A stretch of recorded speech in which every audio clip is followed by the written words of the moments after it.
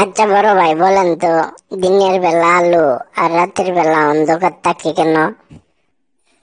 এটা কোনো প্রশ্ন হলো? এই প্রশ্নের উত্তর তো একটা গাধাও দিতে পারবে। বড় ভাই, এই জন্যই তো আপনাকে জিজ্ঞাসা করলাম।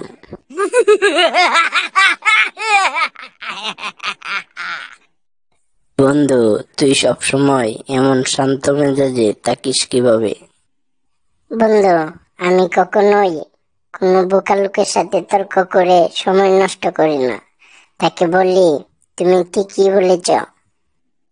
কিন্তু এটা তো মূর্খতা আর বোকামি হয়ে গেল। হ্যাঁ, তুই ঠিকই বলেছিস।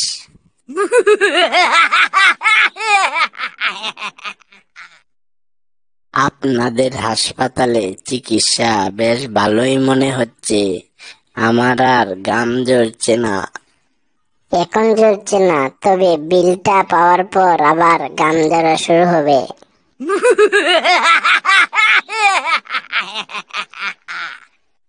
আপনার মেয়ের মধ্যে নানা রকমের দোষ আছে।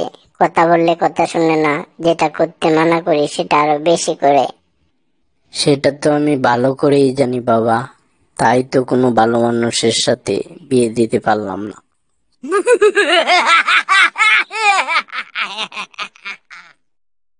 আপনার সমস্যা কি?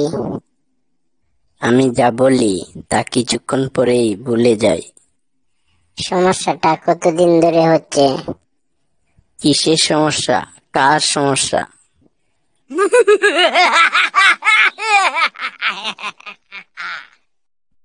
দোস্ত, আমার বউয়ের জন্য পাড়ায় মুখ দেখাতে পারছি না। রোজ রাতে সে বাড়ে যায়।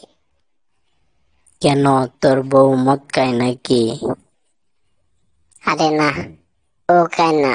আমাকে সবার সামনে মারতে মারতে বাসায় নিয়ে আসে।